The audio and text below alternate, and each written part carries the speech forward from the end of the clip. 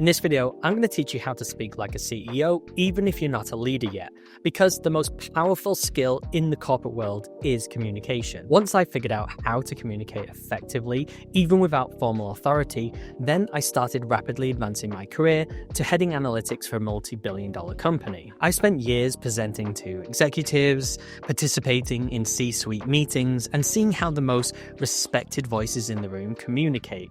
And what I discovered was, it's a learnable skill that you can apply in your own career even before you've got the job title. So in this video, I'm going to teach you the 3 rules that effective communicators use in every conversation so that you can start applying them today in your very next meeting to start sounding more credible and leadership ready. And the first thing to understand about communicating effectively is it's all about momentum. In business, momentum means 3 different things.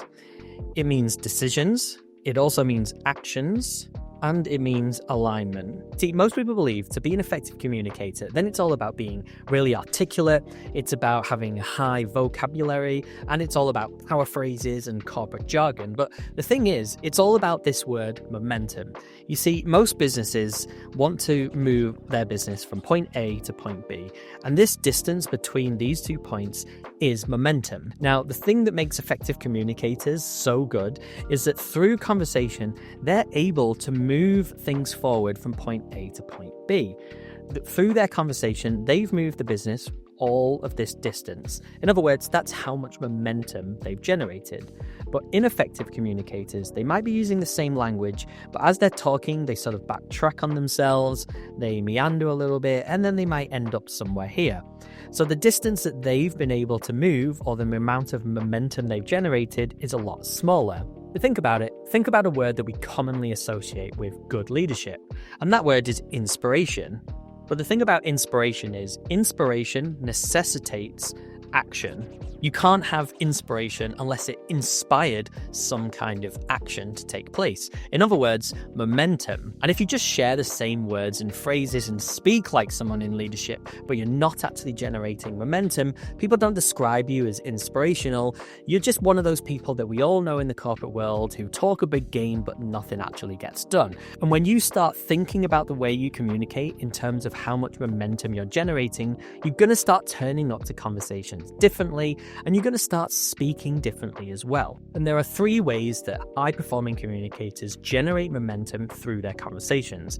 And those are understanding, outcomes, and agreement. Now in this video, I'll break down each of these 3 ways to generate momentum, explaining what they are, as well as some practical tips in how you can apply them in your next meeting. I'll also share with you a powerful sentence that combines all 3 of them. You can use in every single conversation. It will work every single time. So let's begin with understanding. So understanding is about filling in knowledge gaps of yourself and others, because when people have the right information to act on, then that is generating momentum for the business. And there are 2 types of understanding. You've got internal understanding, and you have external understanding. Now, external understanding is about the what, as well as the so what. And the so what means providing people a reason to act. You see, when you give people a reason, they're more likely to follow up on that action. For example, suppose the scenario, you ask someone and you say to them, hey, can you rework that presentation today? Now, you didn't really provide a reason for them to do that, but instead, if you said, can you rework that presentation because the clients provided some feedback and they really don't like the proposal and they're looking for something cheaper? The second way provides that understanding as to why that person is doing something, and therefore they're more likely to act when they understand why they're doing what they're doing. So in practical terms, what that looks like is thinking about your message as having 2 distinct parts to it. The first part is the context. And the second part is the core of the actual message that you're trying to communicate. Now, most people miss off this crucial piece of context. They don't provide the reason for why. For example, an ineffective leader would say something like, we need to rework our retention policy, but that only covers the core. It doesn't cover the context. Now, an effective communicator might say something like, drop-off has increased 43% over the last 2 years, so we need to relook at our retention policy. By always thinking of the context and providing the understanding, then you're going to generate momentum through your conversations. Now, the second form of understanding is internal, and this basically means questions. Good CEOs don't automatically assume that they know everything, and they ask a lot of questions. And what's going to differentiate you is the ability to ask really good questions. For example, instead of asking a typical question like, well, what do you think? You could instead ask a more CEO level ready question, which would be, what supports this decision? CEO level questions cut through all the noise of the room and get directly to the core message and the core piece of information, which when shared and distributed around everyone in the conversation, you enhance the level of momentum. So once there's clarity and understanding, the second rule is to always speak in outcomes instead of actions. So a few years ago, I was leading this project, and me and a few of the other team would meet every single week, and what felt like we were making progress in every single meeting. At the end of it, I was always writing out action items and task lists and delegating responsibility to different people. But the thing is, it never really felt like we were getting anywhere. We were always taking 2 steps forward, 1 step back. And the end of every meeting, it felt like that was the meeting that's going to solve the problems, because everyone's now got the exact tasks they need to do, the exact actions they need to take. And we'd all disperse, go away, come back the next week, and barely anything would have moved. There's new sets of problems. We just weren't really getting anywhere. And this continued for weeks and weeks until there was a genuine risk we were really going to be completely late on this project, and so many other things depended on it that we had to get it done. And I was a bit frustrated at this situation, and I may not have acted in the most professional way possible, but at the end of the meeting, I just said, right, you solve this problem, you bring this in next week, I want you to complete this. Then the next week came, we all came back in, and we'd made so much progress towards the goals. And I sat back and sort of reflected on what it was that was different, and I realized the difference was, previously I had been assigning tasks, but that time when I was frustrated, I just asked them to go away and solve it. So I was assigning outcomes. Now the thing is, when you give someone a task, they operate within the exact boundary of that task.